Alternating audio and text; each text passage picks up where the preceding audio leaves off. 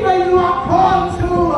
Don't let your rebelliousness, your stubbornness, your self-centeredness, your anger, your bitterness destroy that which God has planned for your life. The word of God says, when we find ourselves among slippery people and slippery places, slippery things will happen. So he found himself in a hole, in the belly of a fish. The word of the Lord says, turn up in their senses. Some of us have to want the person to come to our senses. But God loved you enough to allow you to break through your death.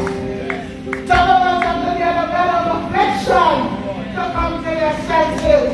But by His stripes you are healed. Some of us bring us to a low place because there's a lesson to be learned. But the word of God says, Jonah cried unto the Lord. He cried. Come on now. Many of us cry in silence.